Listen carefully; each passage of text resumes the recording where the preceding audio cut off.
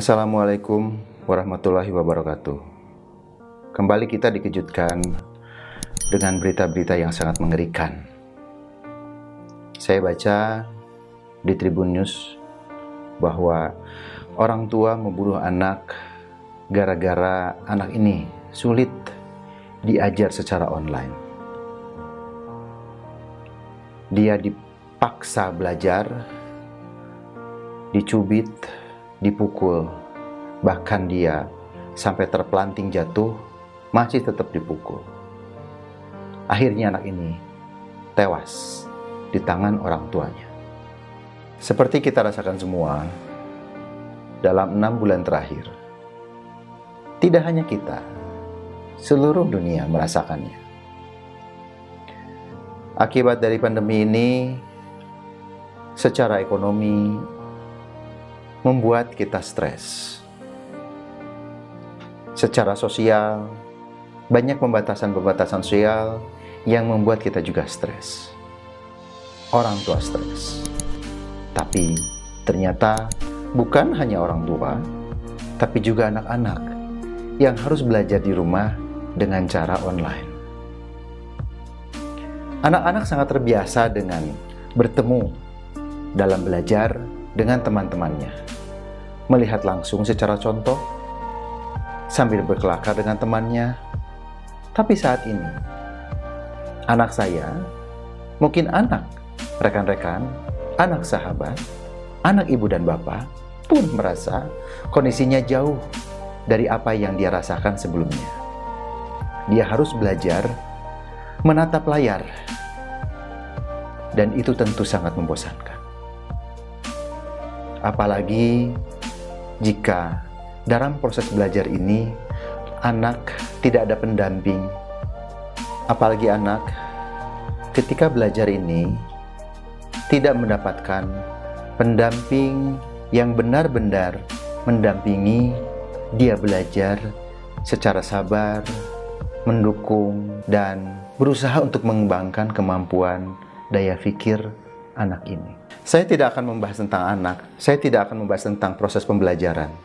Tapi yang saya ingin bahas adalah apa yang terjadi, apa yang dirasakan oleh seorang ibu yang membunuh anaknya, ya, dengan alasan karena kesal anak ini sulit diajari ketika belajar secara online. Dinamika apa yang terjadi di orang ini? Apa perasaannya ketika dia memukul, mencubit sampai anak terjatuh?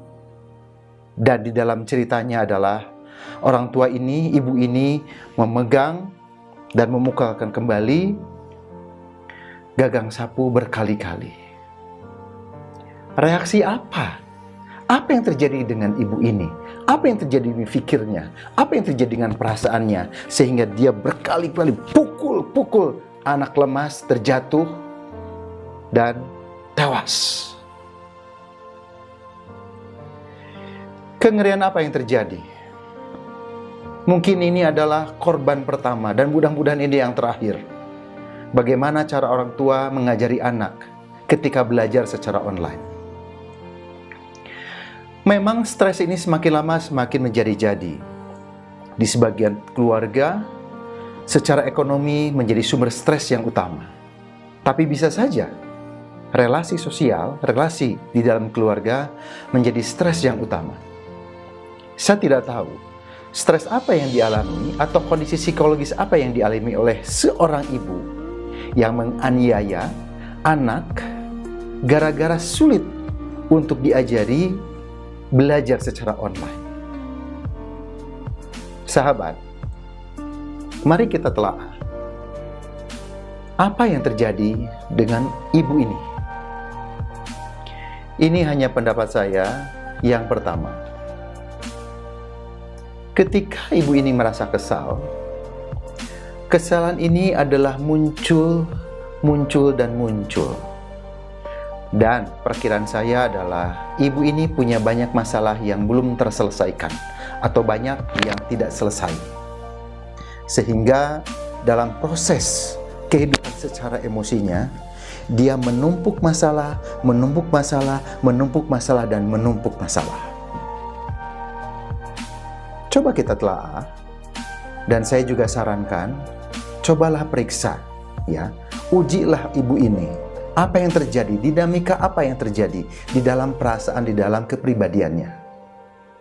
Karena ibu ini mengatakan bahwa dia kesal,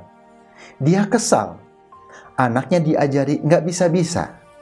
Seperti yang saya sampaikan tadi, bahwa masalah bisa saja menumpuk, dan menumpuk masalah. Ketika ada masalah kecil jadi meledak.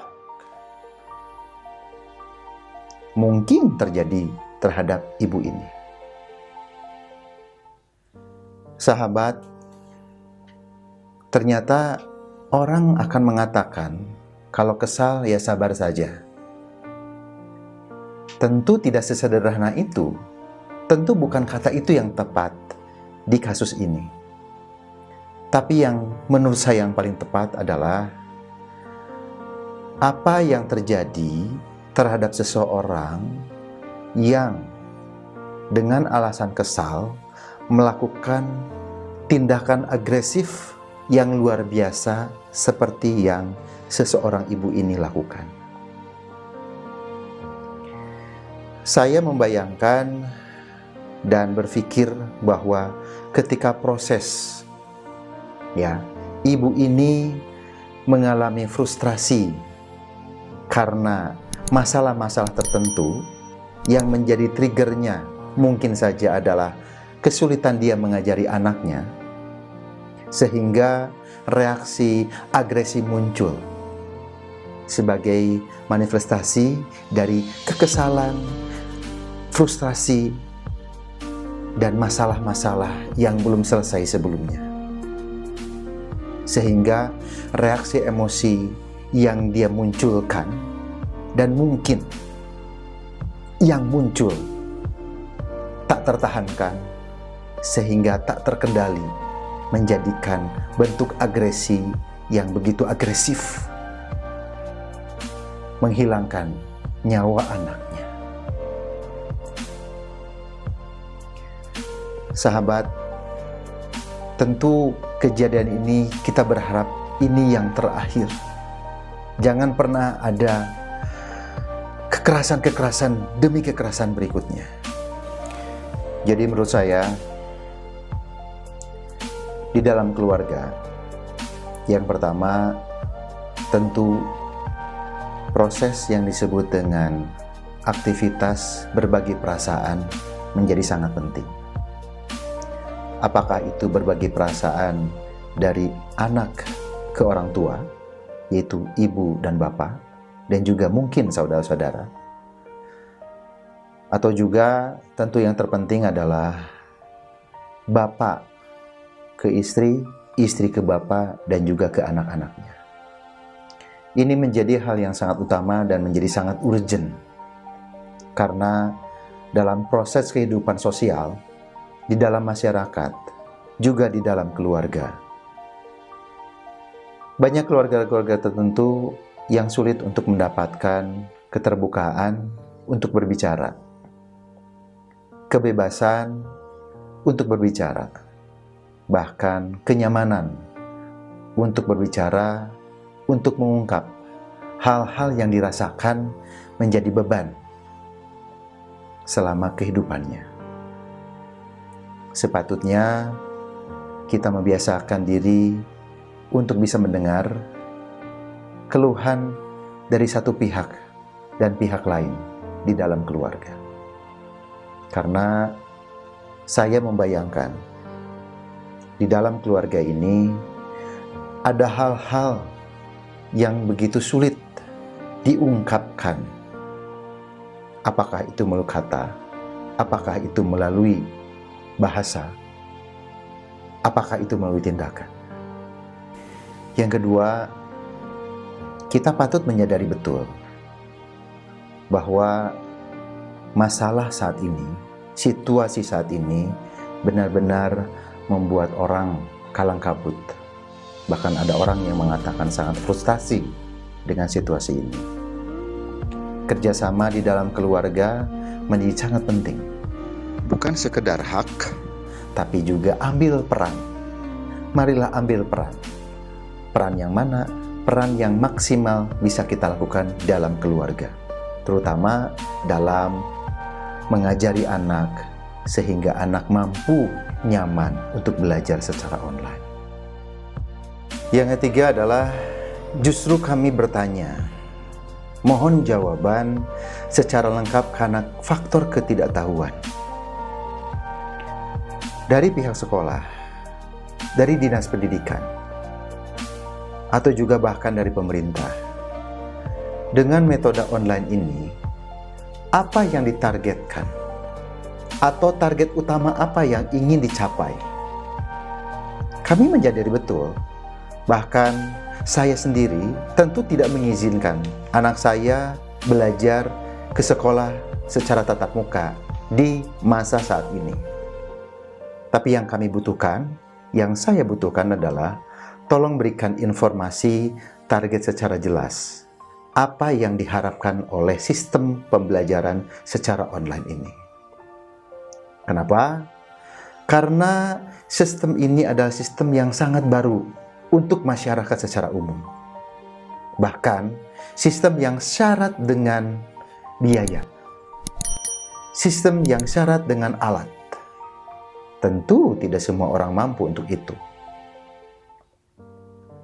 Bapak Ibu yang berwenang, kami tahu kondisi ini adalah kondisi yang sangat tidak ideal. Tapi target-target yang dibebankan pada anak, pada orang tua, dengan target yang sama seperti yang dilakukan ketika pembelajaran offline, itu menjadi sangat berbeda. Bahkan, orang tua menjadi seolah-olah terjebak dalam situasi ini. Di satu sisi harus mengikuti, terpanggil, bahkan memilih target agar nilai anaknya tetap seperti pembelajaran sebelumnya. Di sisi lain, kondisi anak yang mungkin saja dalam kondisi tidak nyaman sehingga mogok untuk belajar. Yang muncul adalah dua pihak ini menjadi berseteru dalam konteks masing-masing. Dan akhirnya korban berikutnya. Mudah-mudahan ini menjadi pembelajaran kita semua. Mari kita membangun sistem ini. Mari kita lakukan dengan yang terbaik. Untuk siapa? Tentu minimal untuk keluarga kita. Assalamualaikum warahmatullahi wabarakatuh.